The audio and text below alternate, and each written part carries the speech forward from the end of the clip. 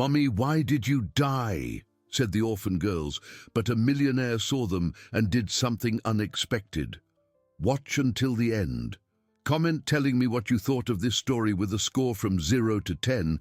I really want to know if you liked my story, and subscribe to my channel to support my work. I'm counting on your help. The noise of construction equipment echoed through the hot Raleigh morning as Ethan Montgomery parked his truck in front of the lot on Acacia Drive. At 30 years old, the entrepreneur had built a solid reputation in the civil construction business, always wearing his impeccable navy blue suits, even on visits to the dustiest work sites. On that Thursday in March, he had a clear mission: to personally evaluate the land he intended to buy to expand his business into the city's periphery. The area was more run down than he had expected. Small, poorly maintained houses were scattered along the narrow street, with yards enclosed by low walls and neglected gardens. Ethan was walking through the site, making notes on his clipboard, when a sound made him stop. It was a cry, but not an ordinary cry. There was something desperate in that sound that cut through the morning air like a blade. The noise was coming from a 2-story yellow house at the end of the street, its paint peeling and its windows fogged with dirt. Ethan approached slowly, his business instincts battling a growing curiosity. The crying intensified, now accompanied by other sounds. There were several children's voices, all crying at the same time. Through the gaps in the wooden fence, he could see a small yard where 4 little girls were sitting on the dirt ground. The oldest, who looked to be about 5, was holding a baby who wouldn't stop crying. Beside her, 2 other smaller girls hugged each other, all wearing dirty, torn clothes. "Violet, she won't stop crying," said one of the smaller girls, her voice weak with hunger. "There's no more milk." The older girl, Violet, rocked the baby with the clumsy movements of a child trying to do an adult's job. "I know, Iris, but Mrs. Carmen said she's not coming back until tomorrow." Ethan felt his heart tighten. Where were these children's parents? Why were they alone? He looked around, searching for a responsible adult, but the house seemed completely abandoned. The windows were closed. There was no movement inside, and the girls had clearly been unsupervised for hours. The baby continued to cry, a sound that pierced the soul of anyone with a shred of sensitivity. Ethan could no longer pretend he wasn't seeing it. He approached the low gate and opened it slowly, making a noise that caught the girl's attention. Violet raised her frightened eyes, instinctively pulling her sisters closer to her. "Who are you, mister?" she asked in a trembling voice. "My name is Ethan," he replied, crouching down to be at the children's level. "I was passing by and heard you crying. Where are your parents?" The silence that followed was more eloquent than any answer. Violet lowered her eyes, and the girl she had called Iris shrank back even more. The third girl, who appeared to be about 4, watched Ethan with a mixture of fear and curiosity. "Mommy went away," the 4-year-old, whom Ethan assumed was Daisy, finally said. "A long time ago." "And you're all alone?" Ethan asked, feeling a lump grow in his throat. "Mrs. Carmen comes sometimes," Violet explained, still rocking the baby.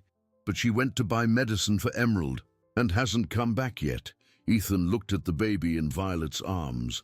The child was clearly sick, with pale skin and chapped lips. Her clothes were wet and had a strong odor, indicating she hadn't been changed in hours. "When was the last time you ate?" he asked, already dreading the answer. "Yesterday morning," answered Iris, the 3-year-old. "Mrs. Carmen brought some bread."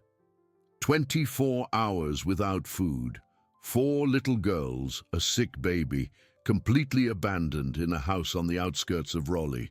Ethan felt a fury build in his chest, not directed at the children, but at the absurd situation they were in. "Listen," he said, trying to keep his voice calm. "I'm going to get food for you and medicine for Emerald. Don't go anywhere, okay?" Violet nodded, but her eyes revealed the terrible weight of a 5-year-old who had been forced to grow up too fast. "Are you really coming back?" she asked. "I'll be back," Ethan promised, already standing up. "And I'll bring help." As he headed back to his car, Ethan felt as if a bomb had exploded in his carefully organized world. He had left home that morning thinking only about business, expansion, and profits. Now, all he could think about were those 4 pairs of scared, hungry eyes that had looked at him as if he were their only hope. On his way to the pharmacy and the supermarket, he called Beatrice, his fiancée. She answered on the second ring, her cheerful voice echoing through the car. "Honey, how's the site visit going?" "Beatrice, something's happened," Ethan said, still processing what he had witnessed. "I found 4 abandoned girls at the site. They're alone, hungry, and a baby is sick." There was a pause on the other end of the line. "What? Ethan, that's not your problem. Call social services. They're starving right now, Beatrice. I can't wait for the bureaucracy." "Honey, you have a company to run. You can't get involved in every complicated situation you come across in life." But Ethan had already hung up the phone, his heart racing and a growing determination taking over his thoughts. For the first time in his meticulously planned life, he was about to make a decision based purely on his heart, without calculating risks or financial returns. When he returned to the house on Acacia Drive with bags full of food, medicine, and diapers, he found the 4 girls exactly where he had left them. The relief in Violet's eyes when she saw him was like a punch to his gut. "I told you I'd be back," he murmured, crouching down again in the dusty yard that would change his life forever. 3 weeks had passed since Ethan found the 4 sisters on Acacia Drive, and his life had been completely transformed. Every day after work at the construction company, he would drive to the yellow house to check on the girls. Mrs. Carmen Olson, a 67-year-old neighbor who sporadically looked after the children, had proven to be more of an occasional presence than a true guardian. "I can't take care of them all the time," Carmen would explain whenever Ethan asked about the situation. "I have my own problems. My medications are expensive, and these girls, well, they're not really my family." With each conversation, Ethan felt a silent revolt grow within him. What did she mean they weren't really family? They were 4 orphan children who needed care, love, and protection. What else mattered besides that? That April afternoon, he arrived at the house and found a scene that deeply disturbed him. Violet was in the kitchen trying to prepare something for dinner, standing on a chair to reach the old stove. Daisy was holding Emerald, who was crying incessantly, while Iris played alone in the corner of the room with torn pieces of paper. "Where is Mrs. Carmen?" Ethan asked, observing the organized chaos the girls had created to survive. "She said she was going to her daughter's house and won't be back until Sunday," Violet replied, without taking her eyes off the pot where she was trying to heat up powdered milk. "But she left food for 2 days. It was Thursday. That meant the girls would be alone for 3 whole days. Ethan felt his blood boil. He grabbed his phone and called Carmen, but the call went straight to voicemail. He tried 2 more times, without success. "Violet, you can't cook by yourself," he said, carefully turning off the stove. "It's dangerous." "But if I don't cook, who's going to feed Emerald?" the girl asked, her large eyes filled with the responsibility that no child should have to bear. Ethan knelt in front of her, holding her small hands. "Listen, I'm going to stay here with you until Mrs. Carmen gets back, okay?" For the first time in weeks, he saw Violet give a real smile. It was a shy smile, still full of apprehension but genuine. "Are you really going to stay?"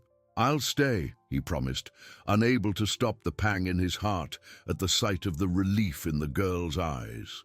That night, Ethan called Beatrice to explain that he couldn't have dinner with her as they had planned. His fiancée's reaction was explosive. "Ethan, this is getting ridiculous," she yelled from the other end of the line. "You're spending more time with these strange children than with me. We're engaged. We're getting married in 6 months. Beatrice, they need me, he tried to explain, watching the 4 girls sleeping together on the living room sofa. They're orphans, completely abandoned. So what? There are institutions for that. You're not their father. You're not a relative. You have no legal or moral obligation. Maybe I don't have a legal obligation, Ethan replied, his voice growing firmer, but I definitely have a moral one. Ethan Montgomery, you need to choose, Beatrice said, her voice as cold as ice. Either you go back to being the man I agreed to marry, or you can forget about our wedding. The silence that followed was thick with tension. Ethan looked at the sleeping girls, Emerald finally calm in Violet's arms. Daisy and Iris cuddled together like 2 small animals seeking protection. Then he looked at the engagement ring on his desk, a symbol of a life he had meticulously planned, but which now seemed empty of real meaning. Beatrice, he said finally, I think we need to talk in person. There's nothing to talk about. You decide, me or them. And she hung up. Ethan stayed awake all night, watching the girls sleep. In the early hours, when Emerald woke up crying, he prepared her bottle and rocked her until she fell back asleep. When Iris had a nightmare and woke up screaming for her mother, he calmed her by softly singing a song he remembered from his own childhood.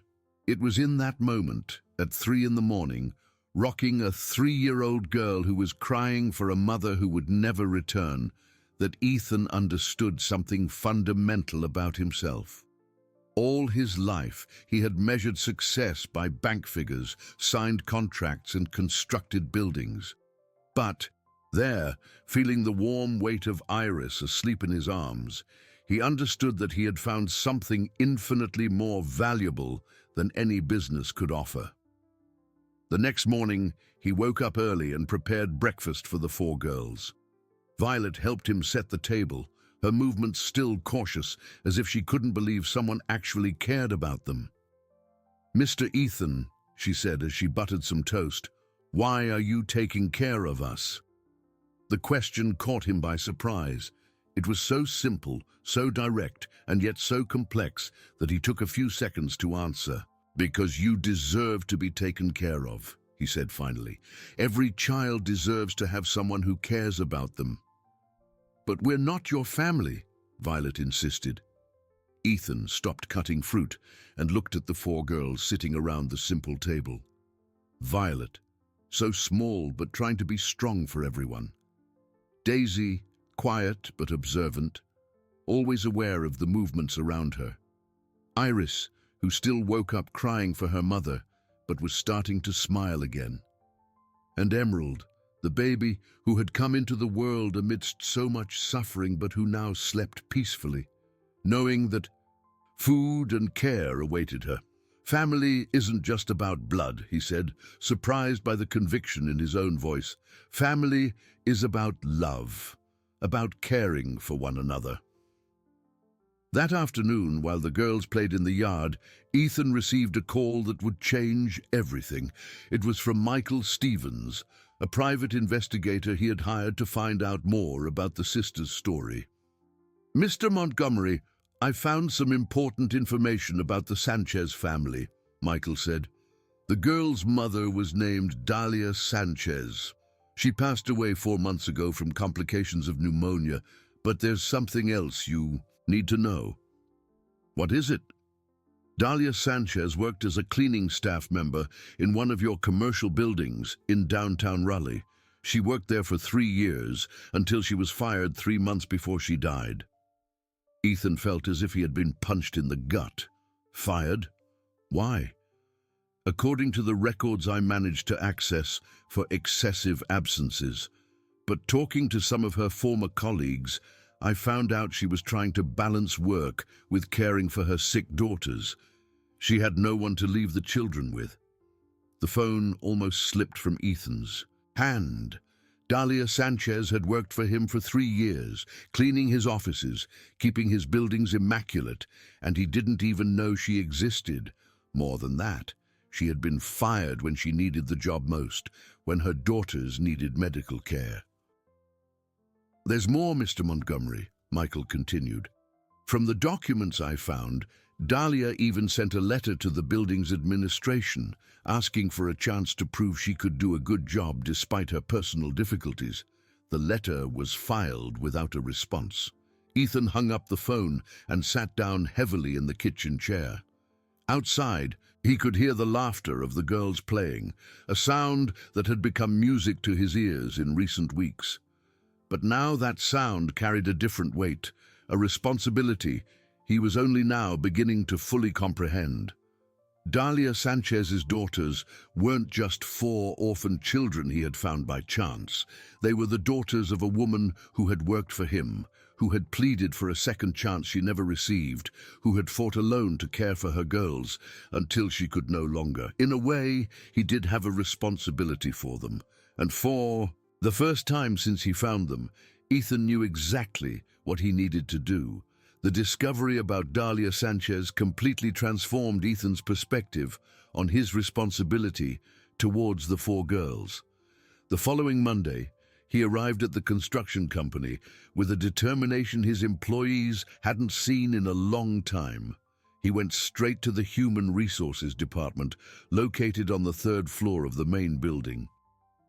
"Sonia, I need all the files related to the employee Dahlia Sanchez," he said to the HR manager, a middle-aged woman who had worked at the company for over a decade. Sonia. Miller looked up from her computer, clearly surprised. "Dahlia Sanchez, Mr. Montgomery. She was terminated several months ago. Why the interest in her files?" "Just bring the documents, please," Ethan replied, his voice carrying an authority that brooked no argument. 20 minutes later, Sonia returned with a thin folder containing a few papers. "It's all here, sir. Contract, performance reviews, and the termination process." Ethan locked himself in his office and opened the folder with trembling hands. What he found was even worse than he had imagined. Dahlia Sanchez had been an exemplary employee for 2.5 years. Her reviews were always positive, with comments like, "punctual, dedicated, and attentive to detail." Then, in the last 6 months, records of absences began to appear. Her direct supervisor, John Carter, had noted, "Employee exhibits frequent absences without adequate justification, alleges family problems but does not provide medical documentation." Ethan felt his blood boil as he read those words. Family problems. 4 young daughters, 1 a sick baby, and no support. Of course she had family problems, and instead of trying to understand the situation, the company had simply discarded her like a defective part. There was also a copy of the letter Michael had mentioned. It was handwritten in neat but trembling script. "To the building manager, my name is Dahlia Sanchez, and I've worked as a cleaner in this building for almost 3 years. I know I've been absent more than usual lately, but I need to explain my situation. I have 4 young daughters, and my baby Emerald has health issues that require frequent medical appointments. I have no family to help me, and I can't leave my girls alone. Please, I'm asking for a chance to prove I can be a good employee despite these difficulties. This job is all I have to support my family." The letter was dated 2 months before her termination. On the back, someone had written in pencil, "File. Cannot accommodate individual requests." Ethan crumpled the paper in his hands, feeling a rage he had never experienced before. That woman had begged for a chance, had explained her desperate situation, and the response was, "File." How many other Dahlias had passed through his company without him knowing? How many families had been shattered by a cold, insensitive bureaucracy that he had allowed to take root in his business? He called John Carter immediately. The man answered on the 3rd ring, his voice revealing nervousness upon recognizing the caller. "John Carter, I need to talk to you about Dahlia Sanchez," Ethan said without preamble. "Dahlia Sanchez. Mr. Montgomery, that case was closed months ago. The employee was terminated according to company protocol for cases of excessive absences. What kind of protocol doesn't take into account the personal circumstances of the employees? There was an uncomfortable pause. Sir, if we started making exceptions for personal problems, where would it end? The company needs reliable employees. And you don't consider a single mother, with 4 young daughters, one of them sick, to have justifiable reasons for her absences. Well, she didn't present adequate medical documentation. John Carter, you're fired, Ethan said, surprised by how easily the words left his mouth. You can clear out your desk today. The silence on the other end of the line was absolute. Mr. Montgomery, you can't be serious. I've worked for this company for 8 years. And in 8 years, you haven't learned that our company should be a place where people find support in difficult times, not more hardship. Ethan hung up and immediately called Sonia. Schedule a meeting with all supervisors for 2 o'clock this afternoon. We're going to review all of our human resources protocols. That afternoon, Ethan implemented changes that would completely transform the culture of Montgomery Construction.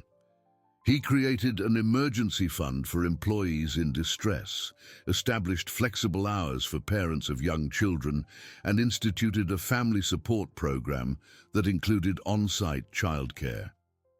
From this day forward, he told the supervisors gathered in the conference room, our company will be known not only for the quality of our buildings, but for the way we treat the people who work with us. Every employee has a story, a family, dreams and difficulties.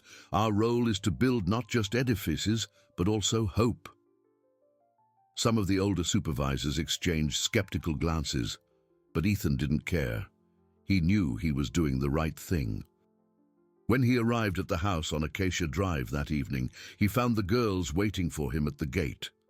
Violet ran into his arms, followed by Daisy and Iris.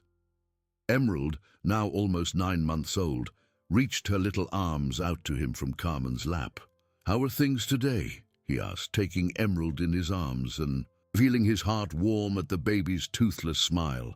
Mrs. Carmen said she's going to stop taking care of us, Violet said, her voice filled with worry. She said it's getting too hard. Ethan looked at Carmen, who avoided his gaze. Is that true? Mr. Ethan, I did what I could, the woman said, her hands trembling slightly. But I'm getting old, I have my own health problems, and, well, people are talking. What people? Talking about what? Carmen sighed heavily. The neighbors, Dahlia's family. They're saying it's not normal for a single man to be so interested in orphan children. They're saying bad things. Ethan felt as if he had been slapped in the face. Bad things? What exactly are they implying? Sir, I know your intentions are good, Carmen continued, clearly uncomfortable. But people don't understand. A rich single man taking care of 4 little girls, they think it's strange. The fury Ethan felt growing in his chest wasn't directed at Carmen, but at the small-mindedness of people who would twist an act of kindness into something sordid. And what do they suggest? That I let these children starve because appearances are more important than their lives? I don't know, sir. I just know I can't be involved in this anymore. That night, after Carmen left, Ethan sat on the porch of the house with the 4 girls. Violet was lying on the floor playing with Emerald, while Daisy and Iris built towers with wooden blocks he had bought. Girls, he said, choosing his words carefully, you know that I care a lot about you, don't you? We know, Violet answered without taking her eyes off Emerald. You're the kindest person we know. And would you like to live in a new house, a house just for us? Violet's eyes lit up. A house where we won't get sent away? A house where you will never be sent away again, Ethan promised. A house where you'll have everything you need, food, clothes, school, affection. And you'll live with us? Asked Iris, dropping her blocks to get closer to him. If you want me to, he replied, feeling his heart race. We want you, the 3 exclaimed in chorus, running to hug him. As he hugged the girls, Ethan knew he had reached a point of no return. The neighborhood gossip, the social pressure, the judgmental stares, none of it mattered in the face of the love he felt for these 4 children who had transformed his life. But he also knew that the journey ahead would be even more difficult than he imagined, and that soon he would discover secrets about Dahlia's death that would shake everything he thought he knew about his own company. 2 months had passed since Ethan made the decision to raise the 4 girls as his own daughters. The transition hadn't been easy, especially since Beatrice had followed through on her threat and publicly broken off the engagement at the launch party for a new company development. In front of all the important clients, she had announced that she couldn't marry a man who chose to play dad with abandoned children instead of building a serious future. The public humiliation was devastating for Ethan's business. 3 major contracts were cancelled the following week, and malicious rumors spread quickly through Raleigh's business community.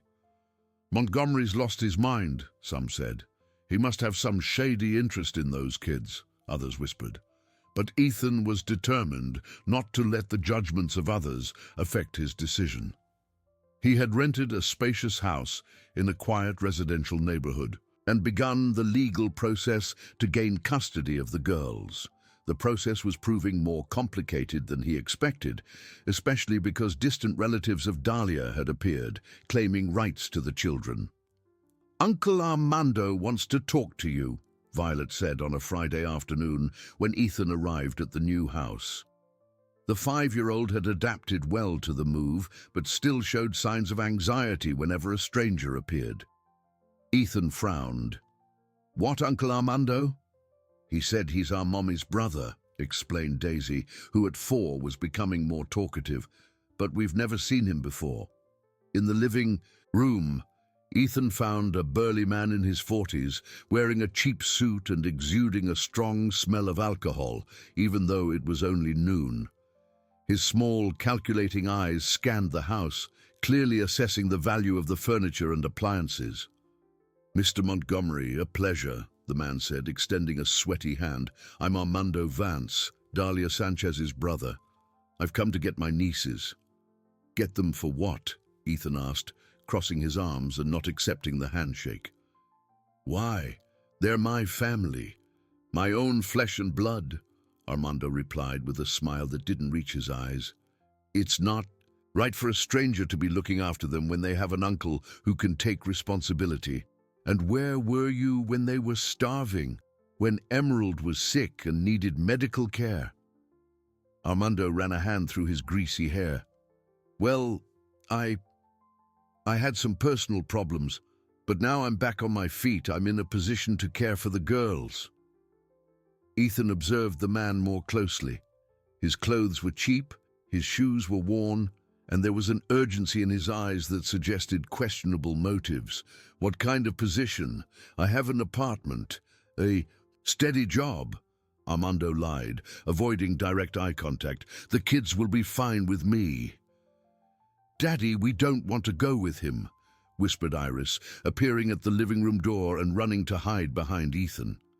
Ethan's heart warmed at hearing the word daddy, but it also filled with determination. "I think the girls have made their opinion quite clear. They're children. They don't know what's best for them," Armando retorted, his mask of politeness beginning to slip. "Look, I'll be straight with you. I know you're a businessman. How much do you want to give up the kids?" The question was a punch to Ethan's gut. "Are you trying to buy your own nieces?" "It's not buying, it's compensating for the expenses you've had," Armando said, his true nature finally showing. $20,000, and we forget this strange arrangement ever happened." "Get out of my house," Ethan said, his voice low but loaded with menace. "It's not your house, they're my nieces," Armando shouted, completely losing his composure. "I'll get my rights. I'll go to court." "Do that," Ethan replied, walking towards the door. "But until then, the girls stay with me." Armando left, slamming the door, but not before casting a look that promised future trouble. That night, as he put the girls to bed, Ethan explained the situation as delicately as possible. "Girls, do you remember this Uncle Armando? Mommy talked about him sometimes," said Violet, hugging her teddy bear. "She said he was no good, that he only showed up when he wanted money." "And he wants to take you to live with him," Ethan continued, "but I'm going to do everything I can to stop that." "He can't take us, can he?" asked Daisy, her eyes filling with tears. "I won't let him," Ethan promised, kissing each of their foreheads. "You're my daughters now. I'll always protect you." The following week, the problems multiplied. Armando had indeed hired a lawyer and filed a custody suit, claiming to be the children's closest relative. Worse, Ethan discovered that there were more people interested in the girls, or rather, in the money they imagined they could extract from the situation. The private investigator, Michael Stevens, called on a Tuesday with disturbing information. "Mr. Montgomery, I found something out about this Armando Vance that you need to know." "What is it?" "He's not Dahlia Sanchez's brother. He's a distant cousin, and he has an extensive criminal record: fraud, public intoxication, domestic violence. He just got out of a relationship where he was reported for assault." A chill went down Ethan's spine. "And how did he get documents proving kinship?" "He forged them. I have a copy of Dahlia's birth certificate here. She was an only child. She had no siblings." The discovery was both a relief and a terror. Relief because it proved Armando was a con artist. Terror because it showed how far some people would go for money. "There's more, Mr. Montgomery," Michael continued. "Armando isn't acting alone. There's a woman involved who presents herself as Dahlia's cousin. She showed up at the courthouse early today, trying to get information about the custody case." "What woman?" "Regina Collins. She also has a history of scams involving inheritances and life insurance." Ethan realized he was dealing with professional criminals who had identified a lucrative opportunity in the girl's situation. They weren't concerned relatives. They were predators. That afternoon, picking the girls up from the school where he had enrolled them, Ethan noticed a car parked across from the gate. Inside, two people were watching the children come out. As he approached, the car sped away, but he managed to note part of the license plate. "Daddy, who were those people?" asked Violet, always the most observant. "No one important, honey," Ethan lied, but his heart was racing. "Let's go home." During dinner, as he watched the four girls chattering excitedly about their school day, Ethan made a decision that would change everything. He could no longer be passive. If there were people willing to use the girls as a means to make money, he needed to get ahead of them. He called his personal lawyer, Frederick Reed, one of the best in the state. "Frederick, I need to speed up the adoption process for the girls, and I need your help to expose some criminals." "Ethan, adoption processes take time, especially when there are other people claiming custody." "Then let's prove that these people are scammers. I have evidence." "What kind of evidence?" "Forged documents, criminal records, extortion attempts," Ethan explained. "And I suspect there's more we haven't uncovered yet." What Ethan didn't know was that while he was fighting the fake relatives, a much bigger discovery awaited him. Michael had found documents proving that Dahlia's termination hadn't just been bureaucratic cruelty. It had been part of a systematic corruption scheme within Montgomery Construction itself. And the man behind this scheme was someone Ethan trusted completely, his majority partner, who had used Dahlia as a scapegoat to hide the embezzlement of thousands of dollars from the payroll. Michael's revelation came on a Monday morning as Ethan was preparing breakfast for the girls. The investigator called early, his voice laden with an urgency that immediately put Ethan on alert. "Mr. Montgomery, I need to see you today. I've discovered something about Dahlia Sanchez's termination that completely changes our perspective on the case." "What did you discover?" Ethan asked, lowering his voice so as not to worry the girls eating at the kitchen table. I can't talk over the phone. Can we meet at my office at 9? An hour later, Ethan sat across from Michael in his small downtown Raleigh office, surrounded by stacks of documents the investigator had collected over weeks of work. Ethan, what I'm about to show you will shake your convictions about people you trust, Michael began, opening a folder full of papers. Dalia Sanchez's termination was not an isolated case of bureaucratic insensitivity. It was part of a systematic scheme. What kind of scheme? Michael spread documents across the table. Your majority partner, Hugo Collins, has been embezzling funds from the payroll for at least 2 years. The method is simple. He fires employees with fabricated justifications and continues to record their salaries as paid, pocketing the difference. Ethan felt as if the floor had disappeared from under him.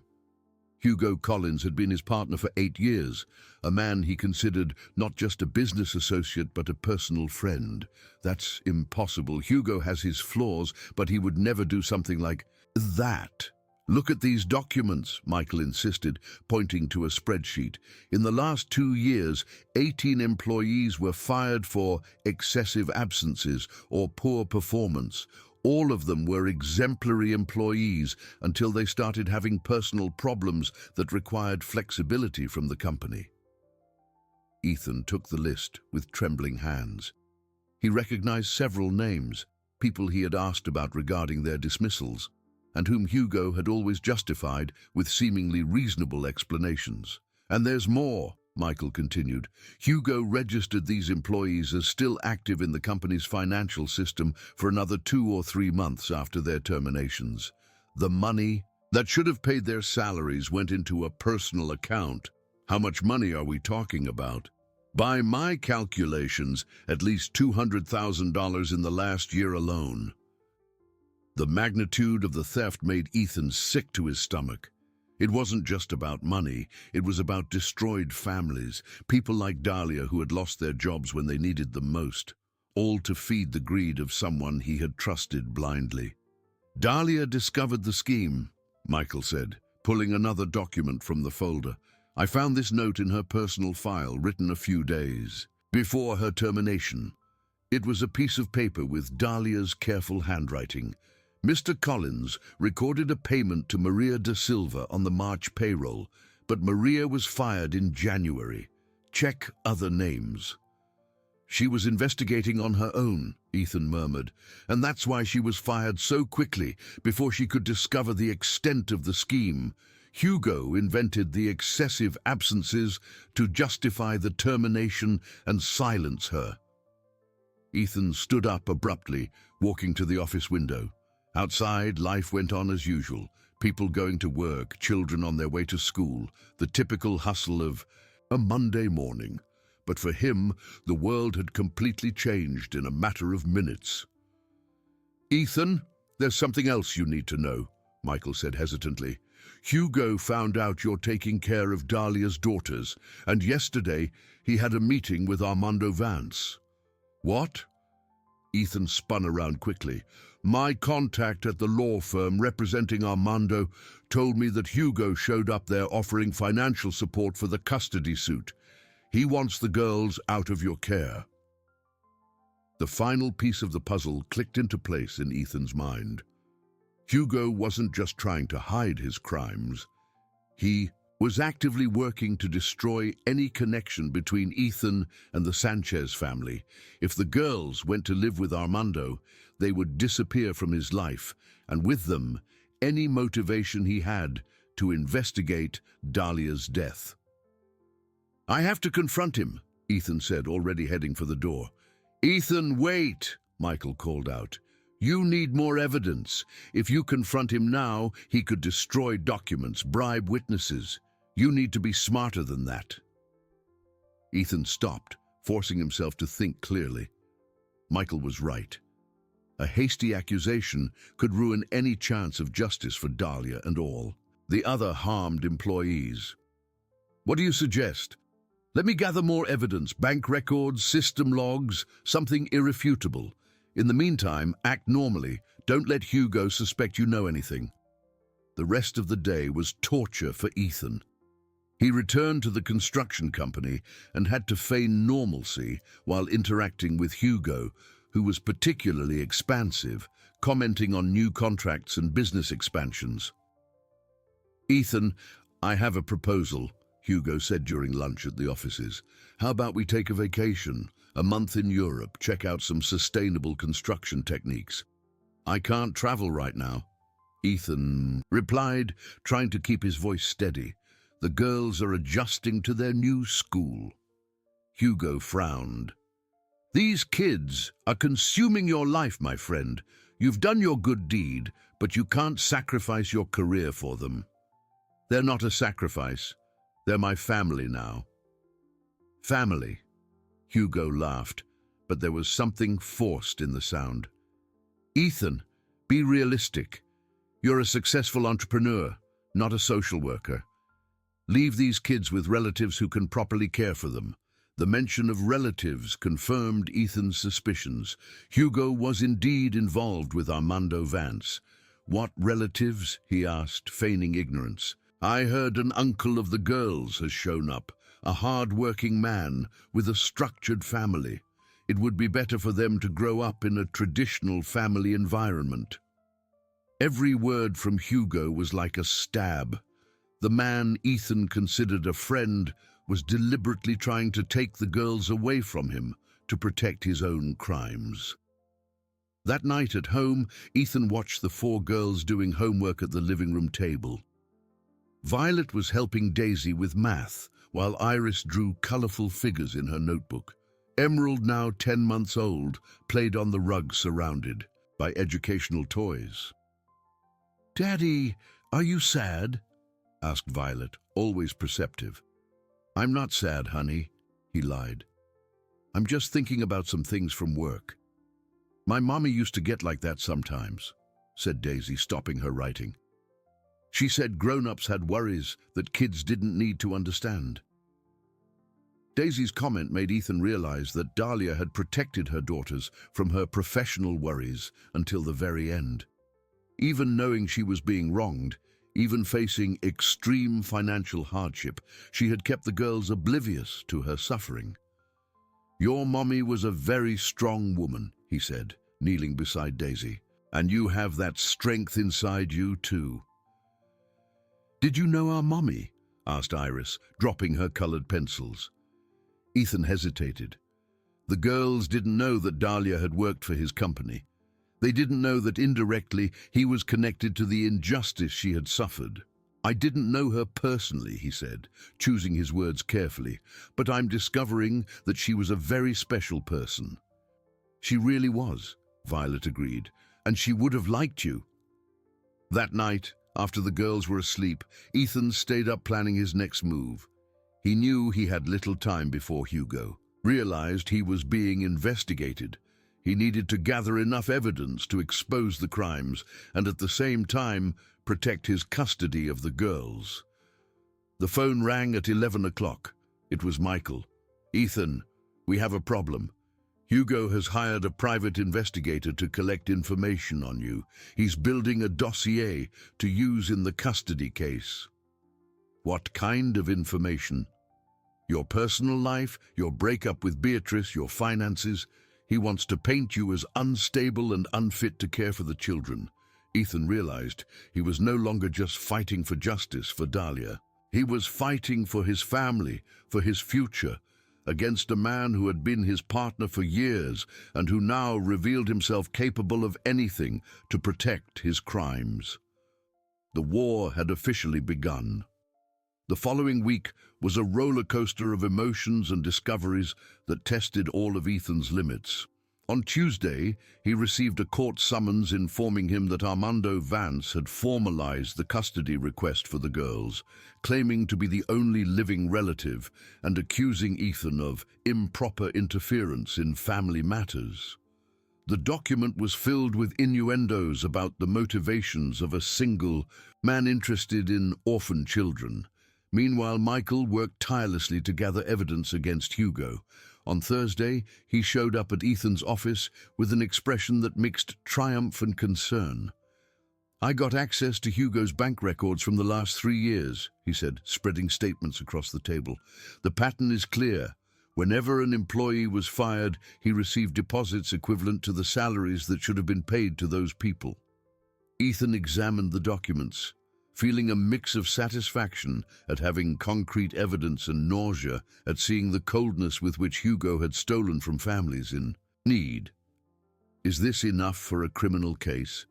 "More than enough, but there's something more delicate we need to discuss," Michael said, hesitating.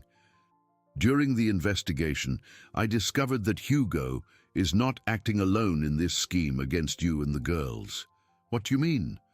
"Regina Collins, the woman posing as Dahlia's cousin, is actually Hugo's ex-girlfriend. They broke up 2 years ago but maintained a professional contact for scams like this one."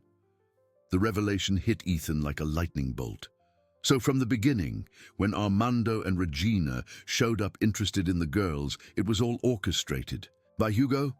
Yes, the plan was simple: create a legal dispute that would force you to spend time and money defending custody while they spread rumors about your fitness as a guardian.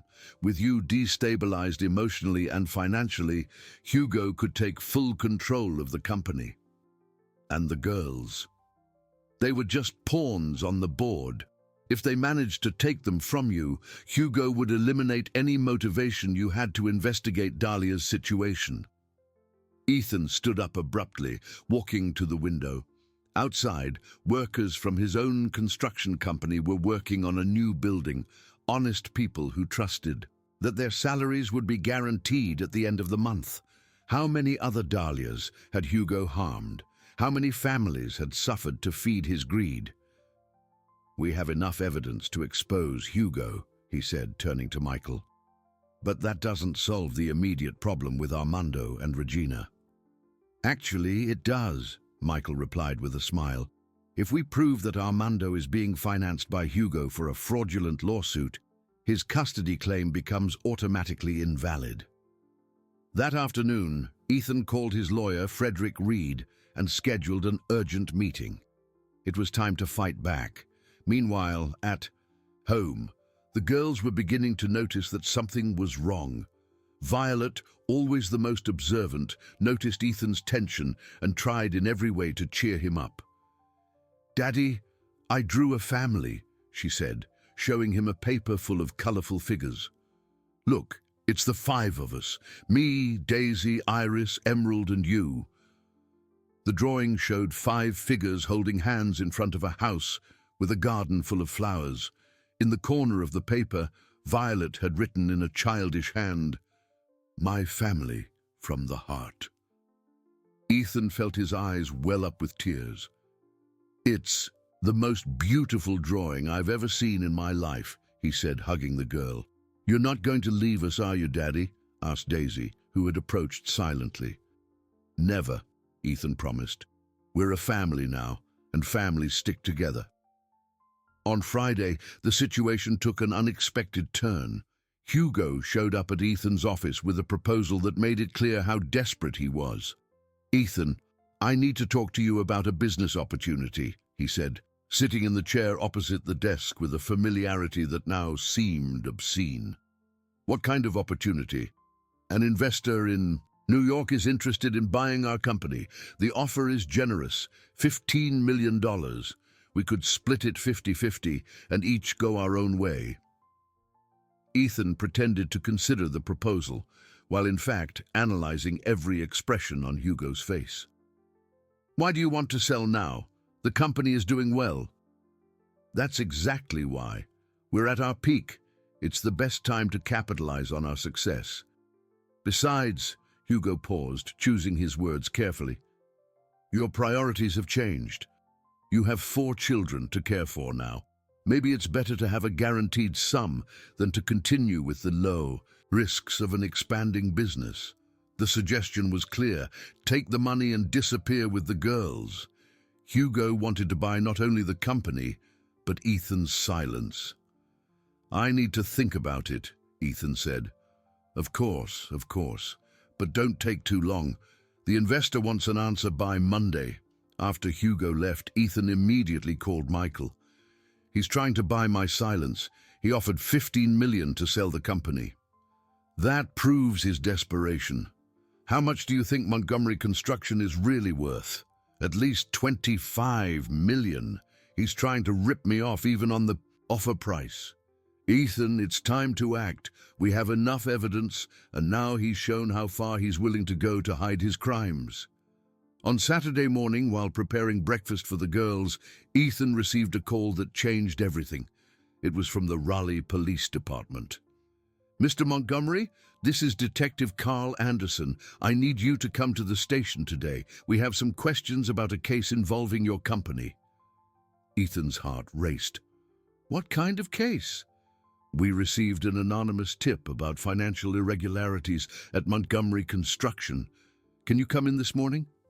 Ethan immediately realized what had happened.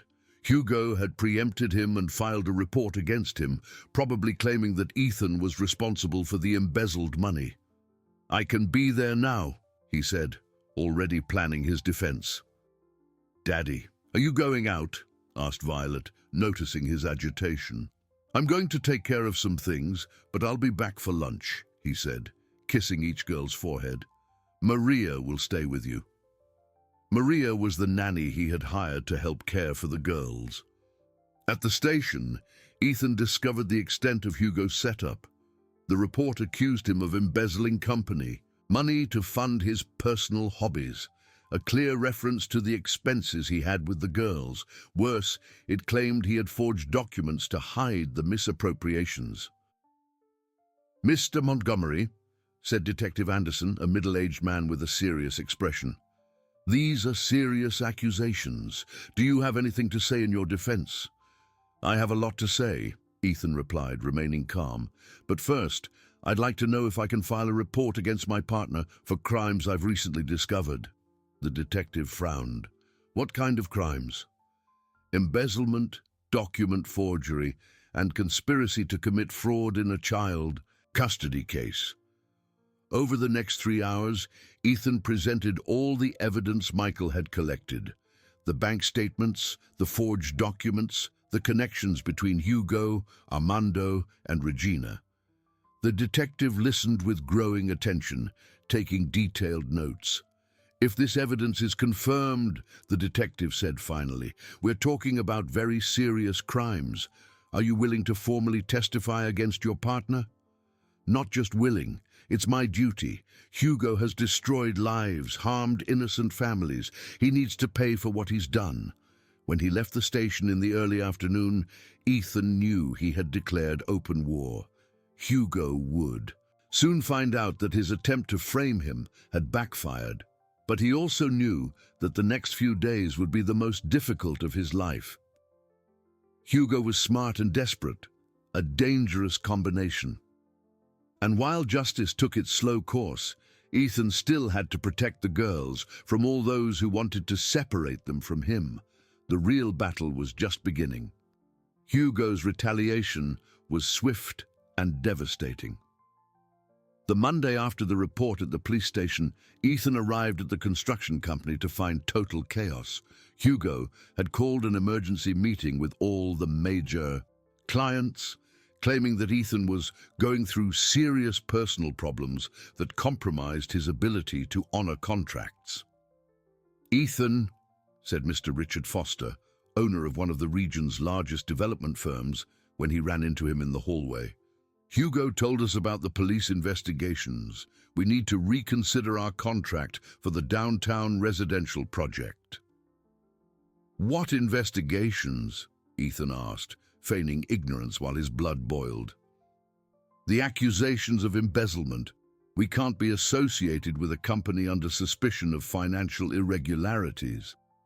Within 2 hours, Ethan had lost 3 major contracts, representing over $2 million in revenue.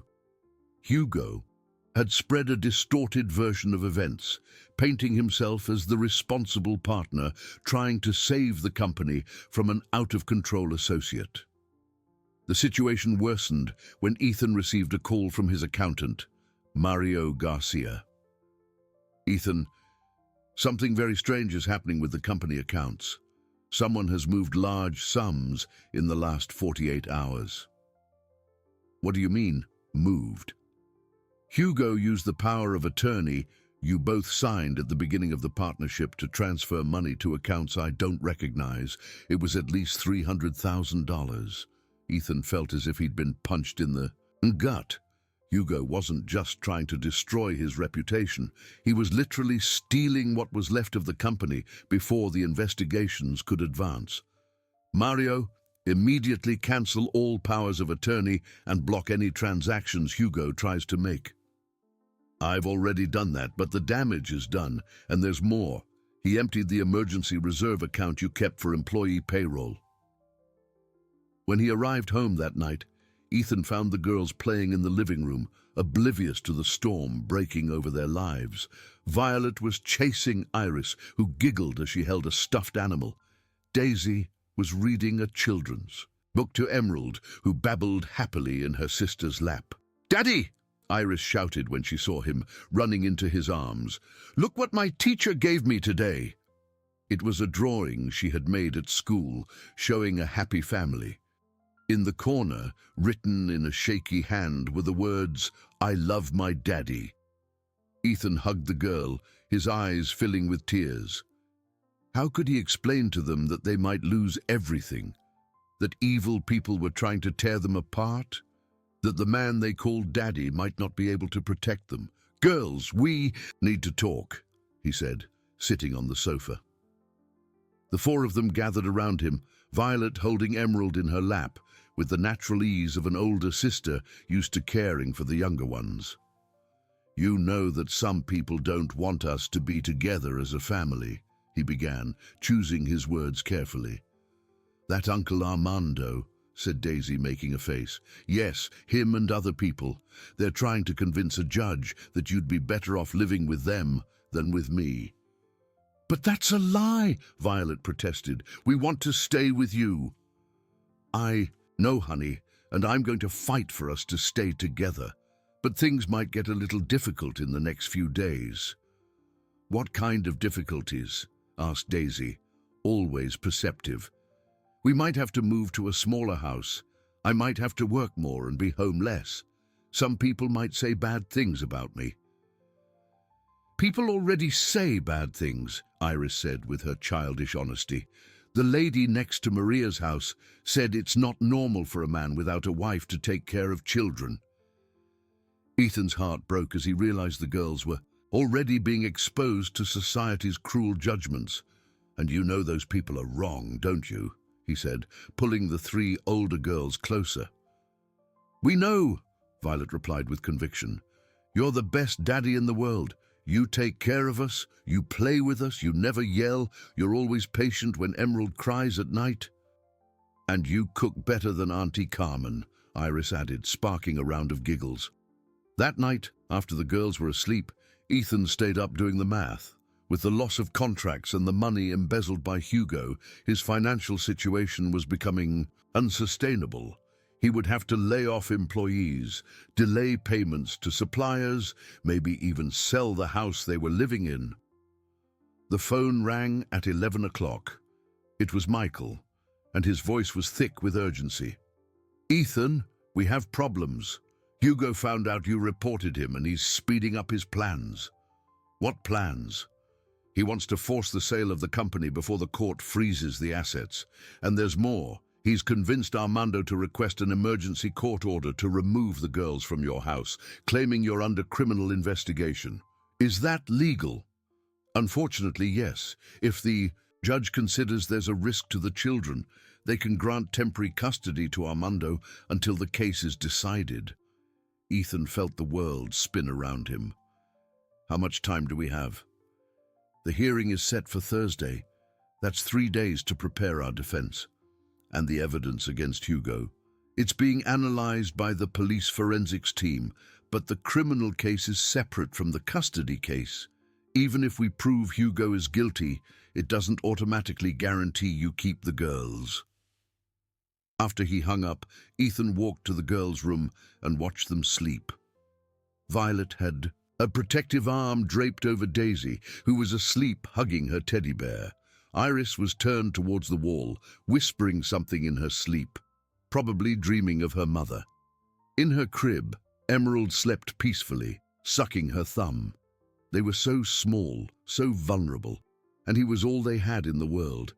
On Tuesday, the situation deteriorated further. Hugo showed up at the construction company, accompanied by a process server, claiming control of the offices and alleging that Ethan was sabotaging the company. "I'm sorry, Ethan," Hugo said with a false expression of regret, "but you forced me to do this.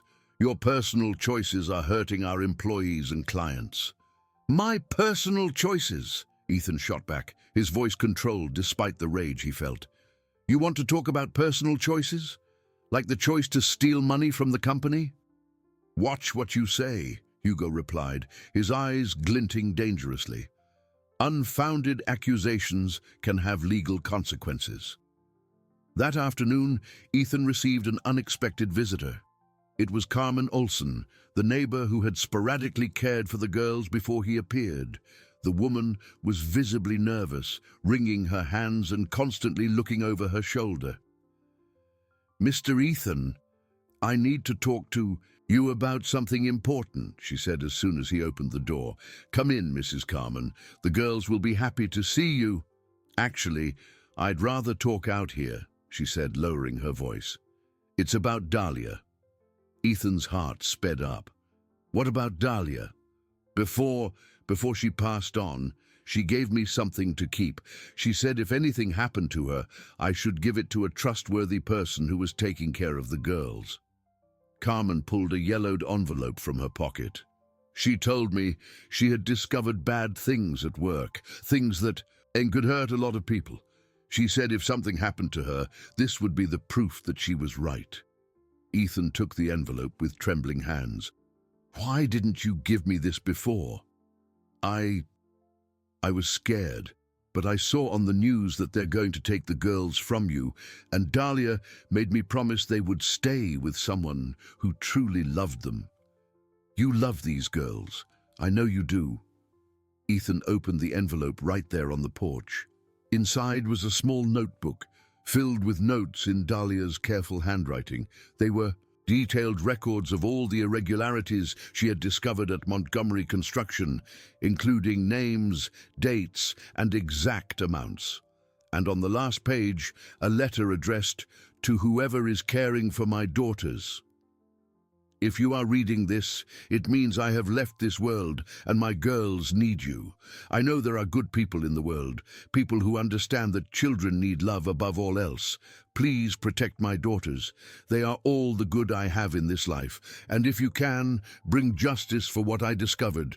Many families have been harmed, and the truth needs to come out. It was the evidence Ethan needed, and it had arrived just on the eve of the hearing that could tear his family apart forever. The hearing that would decide the girl's fate took place on a rainy Thursday in June at the Raleigh courthouse. Ethan arrived early, accompanied by Frederick Reed and carrying a folder with all the evidence Carmen had given him. Dahlia's notebook was in his hands like a final weapon against Hugo and his accomplices. Across the hall, Armando Vance chatted animatedly with his lawyer, a thin man with glasses who gesticulated excessively. Regina Collins was there too, dressed conservatively in an obvious attempt to look respectable. Ethan noted that Hugo hadn't appeared in person, but he knew he was funding the entire charade. "Remember," Frederick said as they waited to be called, "our strategy is to show not only that you are fit to care for the girls, but that Armando and Regina are fraudsters working for Hugo." When they finally entered the hearing room, Ethan felt the weight of responsibility on his shoulders. It wasn't just his future at stake, but that of 4 children who had suffered so much and had finally found stability and love. Judge Claudia Moreira, a middle-aged woman with a serious expression, examined the documents as everyone settled in. "This hearing has been convened to review the request for a change of custody for the minors, Violet, Daisy, Iris, and Emerald Sanchez.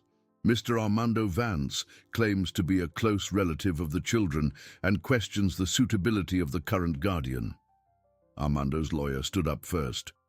Your Honor, my client is the girl's uncle and has a natural right to custody. Mr. Ethan Montgomery, while well-intentioned, is a single man with no experience in childcare who is also facing serious legal problems related to his company. What legal problems are those? The judge asked. Investigations for embezzlement and financial irregularities, Your Honor.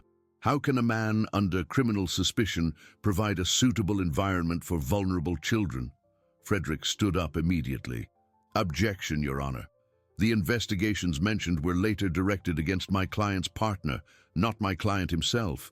We have evidence that the initial accusations were part of a scheme to harm Mr. Montgomery. The judge raised a hand for silence. I would like to hear from the children themselves first, if that's possible. Ethan had brought the 3 older girls, leaving Emerald with Maria at home. A social worker escorted Violet, Daisy, and Iris to a private room where the judge could speak with them in private. 20 minutes passed in suffocating tension. Ethan tried to read the expressions of Armando and Regina, who whispered nervously. When the doors opened and the girls came out, Violet ran directly to Ethan, followed by her sisters. Daddy, the lady said we might have to live with him, Violet whispered, pointing discreetly at Armando, but we don't want to. I know, honey, Ethan replied, hugging the 3 of them. Let's see what happens. The judge returned with a thoughtful expression. The children have clearly demonstrated their preference to remain with Mr. Montgomery. Violet, age 5, was particularly eloquent in describing the care and affection she receives. However, I must consider legal matters beyond the minor's wishes. It was then that Frederick played his first card. Your Honor, I would like to present evidence that Mr. Armando Vance is not, in fact, a relative of the children. What do you mean? The judge asked, frowning. We have here the original birth certificate of Dahlia Sanchez, proving she was an only child. Mr. Vance forged documents to establish a non-existent kinship. Armando's lawyer jumped up quickly. This is absurd. My client has rights. Based on forged documents, Frederick interrupted, handing copies to the judge. Furthermore, we have evidence that both Mr. Vance and Ms. Collins are being funded by Hugo Collins, Mr. Montgomery's partner, as part of a scheme to harm my client. The hearing took a completely different turn. The judge examined the documents with growing attention, while Armando and Regina exchanged desperate glances. These are very serious accusations, the judge said. Mr. Vance, do you have anything to say in your defense? Armando stammered a few meaningless words before his lawyer cut him off. Your Honor, we would need time to review this alleged evidence. It was then that Ethan stood up. Your Honor, I would like to present something that will completely change this situation. He took Dahlia's notebook from the folder and handed it to the judge. This notebook was left by Dahlia Sanchez, the girl's mother, before her passing. In it, she documented serious irregularities at the company where she worked, my company, and left a specific letter about the fate of her daughters. The judge opened the notebook and began to read. Ethan watched her expression gradually change from interest to shock, and finally to outrage. Ms. Sanchez wrote here that she discovered an embezzlement scheme that cost many people their jobs, including herself, the judge said, reading aloud. And in the final letter she writes, "Please protect my daughters. If there is someone good enough to care for them, let it be someone who understands that love is worth more than blood or money." The silence in the room was absolute. Even Armando had stopped fidgeting. It continues, the judge said, still reading. I saw a man in the building where I work who always greets the employees, who asks about our families, who treats everyone with respect. If my intuition is right, and if something happens to me, I trust that people like him exist in the world. My mother's heart tells me my daughters will be safe with someone who truly loves them." Ethan felt tears stream down his face. Dahlia had left a letter of recommendation without even knowing him personally, based only on the kindness she had observed from afar. "There's more," the judge continued. She wrote, "I discovered that Mr. Collins, who fired so many people unjustly, has connections to dangerous people. If something happens to me, investigate. It was no coincidence that my termination happened just as I discovered the irregularities." The final bomb had been dropped. The judge closed the notebook and looked directly at Armando and Regina. "Mr. Vance, Ms. Collins, you are being charged at this moment with document forgery and attempted procedural fraud. Bailiffs are on their way to escort you from my courtroom." Armando tried to get up but stumbled over his own chair. This is a misunderstanding." "The misunderstanding," the judge said firmly, "was believing you could use 4 orphan girls as pawns in a dirty game of greed." Frederick approached the judge's bench. "Your Honor, we also have bank evidence proving that Hugo Collins financed this farce, in addition to having stolen hundreds of thousands of dollars from his own company." When the bailiffs took Armando and Regina away, the room fell silent. The judge looked at Ethan, who was still hugging the 3 girls. "Mr. Montgomery, in 40 years on the bench, I have rarely seen a case where justice and love converge so clearly," she said. "The request for a change of custody is denied. More than that, I am ordering the immediate formalization of the adoption process, based not only on the children's wishes, but on the posthumous testimony of their biological mother." The girls screamed with joy, hugging Ethan tightly. Violet was crying with happiness, Daisy was laughing uncontrollably, and Iris kept repeating, "Daddy, Daddy," like a prayer. "There is one last thing," the judge said, addressing Ethan directly. "Dahlia Sanchez left a responsibility in your hands. The irregularities she documented must be investigated. People were harmed unjustly, and justice needs to be done." "It will be done," Ethan promised, his voice firm. "For her, for the girls, and for everyone who was harmed." When they left the courthouse, the rain had stopped, and the sun was shining through the clouds. Ethan carried Iris in his arms, while Violet and Daisy walked beside him, all of them chattering excitedly about plans to celebrate at home. For the first time in months, Ethan felt he could breathe freely. His family was safe. The truth had won. And now it was time to start a new life, built on the foundation of love that Dahlia Sanchez had planted, with her courage and final wisdom. But first, Hugo Collins had to pay for all of his crimes. If you liked this video, please subscribe to my channel. I promise to bring you videos every day that will make your life happier. Comment what you thought of my story with a score from 0 to 10, and thank you so much.